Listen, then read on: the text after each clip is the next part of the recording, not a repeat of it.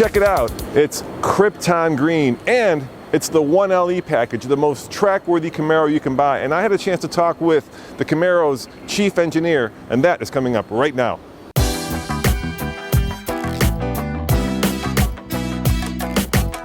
So how can you tell a 1LE Camaro from a bare bones or a stock Camaro? Well, it's easy. Take a look at that hood, that flat matte finish, that's only on the 1LE package. All right, Al, we're standing in front of the brand new, the newest Camaro, right? The sportiest one, the 1LE. Right. So first of all, let's start with the easy stuff. How do you know it's 1LE? The easiest identifier of the 1LE is the flat black or satin hood wrap. If you go back in history, the 1LE and the 4th generation Camaro had a black roof. Yep. We brought the 5th gen 1LE back, and it had a hood wrap, very identifiable, easy on the road, but it also has black wheels. So the exterior looks are the flat black hood and the black wheels in 6th gen. This is the most track-worthy Camaro you could possibly buy now? It is. What we're looking at here is our, in a concept color called Krypton Green. Yeah, I love that color. We hope everyone loves it. Yeah. We're showcasing an all-new V6 1LE. There's also the SS 1LE. So for the first time, we're offering our 1LE track package in a V6 form. It's our most track-capable Camaro yet in the V6 and the V8 form, and the beauty is what we've done is a successful SS for 2016. We've taken the suspension bits and we brought them down into the V6. So what you're getting is basically the SS suspension kit in a V6 engine. Now, I guess I have to be honest, my favorite part of the V6 is that sound, right? It's got that really great growl with a verbal to it. How'd you get that out of the 6? Well, we actually spent hours in our development proving grounds going over exhaust notes, and the V6 needed a distinctive note from the V8. Very identifiable. It's been called Ferrari-like, and so what we've done is we also have the active exhaust on it. So it's a electronic valved exhaust, so that when you start it up in the morning, you can wake the neighbors with that really loud exhaust note. And then when you get on the throttle, it's there for you as well. But when you're just doing normal highway driving and so on, it'll close the valves so it's not obnoxiously there all the time, but it's there when you need it. Are those the little baffle? Yeah, they're butterfly plates. That are in there. Electronically controlled in the 6th generation. The 5th generation had it. It was vacuum controlled. This is a technology we borrowed from our Corvette customers. Now, you know, I was surprised when this car first came out because it was smaller, it was lighter, and it was more of a sports car. Old Camaro was a great sports car. It took it on the track, but it was a sledgehammer. Right. Did you consciously decide to build more of a scalpel than a sledgehammer? Well, as you mentioned, the 5th gen was a big success. Even on the performance front, we had some amazing performance cars like the ZL1, the 1LE, and the Z28. But we knew it was laden with things like heavy. It was a heavy car. So when we had the opportunity to do an all-new 6th generation, we started with a lighter weight architecture. So right away, the V8 took out about 230 pounds from the 5th generation, and our base model is almost 400 pounds lighter than the base model 5th generation. So when you're starting with a recipe of a lighter weight car, you keep the track width basically the same, which helps you win on the track. You add the technology, you end up with a car like this particular V6 1LE is under 3,500 pounds, and it's as fast as the 5th generation V8.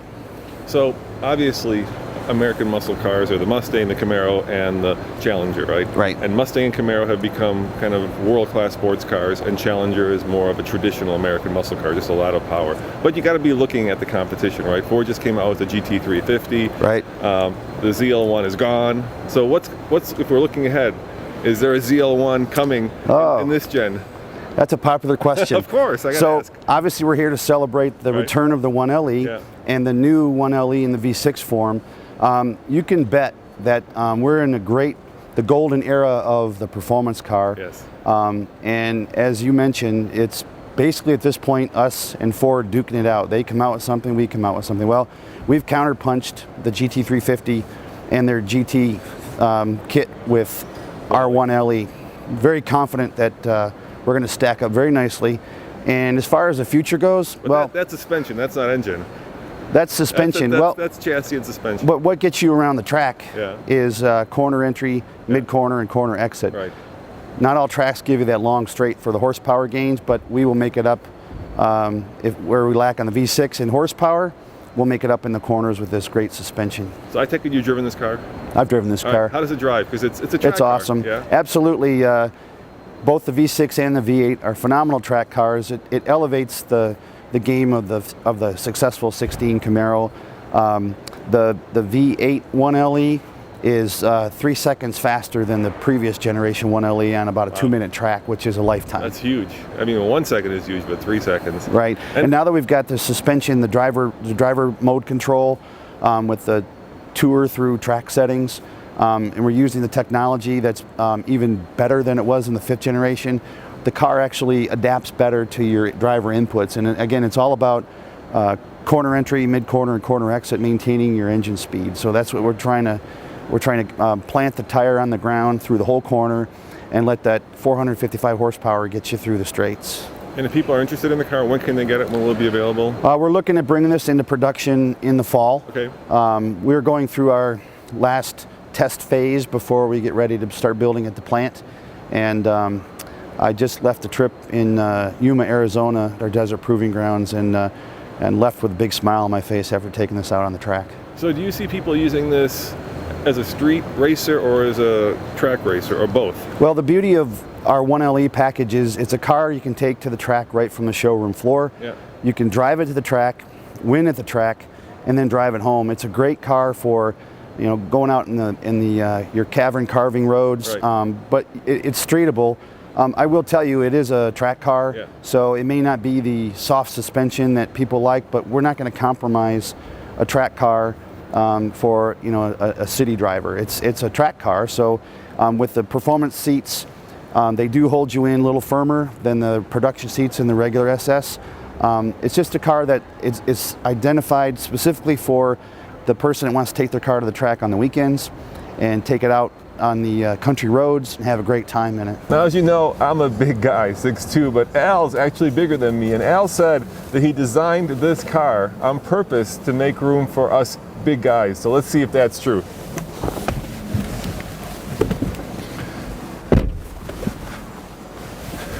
You know what? These seats are very tight, but I do fit. I don't think I fit with a sunroof, but you know, that's not a consideration on a track car.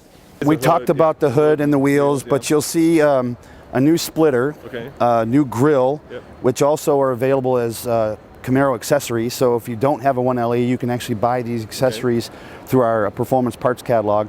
It has a unique rear spoiler to help with the front rear balance for downforce. We've brought the SS suspension parts down to the V6, and we've also brought the cooling package. So with the 1LE, you get engine oil cooler, transmission oil cooler, you get 2 outboard coolers, and you get a rear diff cooler. You also get the suspension packages, which is updated springs, bushings, dampers, and the cross-access ball joint system from the V8 and the V6, and a higher performance front rear stab bar, the same kind of cooling kit on the SS as well. So it's a whole new package for both V8 and V6 1LE from their non-1LE base car. Damn, sounds like it'll be faster than a Corvette. The Corvette, is it Corvette chief engineer looking over his shoulder? What you're doing? Yeah, Taj and I have a great relationship. The beauty is we've got bookended cars that cover everything in the segment. Chevrolet performance cars have never been better. Yeah. Corvette and Camaro, we get along great. Okay. We actually share a lot of our development engineers. We share a lot of our ideas. If you look at the steering wheel in the 6th Gen Camaro, kind of looks like a Corvette because we use the armature and you know, help save money. Same engineers, but when we share things like that, it also helps build the bridge of Chevrolet performance so that you seamlessly look at a Camaro or Corvette and you see that there's a true identity of Chevrolet performance in both. Yeah, I mean, I can see you guys like, okay, what's your track time? And you're like, hey, it's, oh, absolutely. It's 2:28. What's yours? It's kind of like bear cubs or sibling rivalries. Okay. If you had a brother that you always try to one up them. Well, Yeah. we do that and it makes both cars better. And have you announced pricing yet? We have not announced pricing at this point. We're just here to share the good news that the 1LE is back. All right, well, there you have it. You're going to have to wait till the fall if you're looking forward to the most track-capable Camaro. As always, this is Roman reporting for the Fast Lane Car. Remember, check out tflcar.com for more news, views, and a lot more new reveals right from the Chicago Auto Show. See you soon.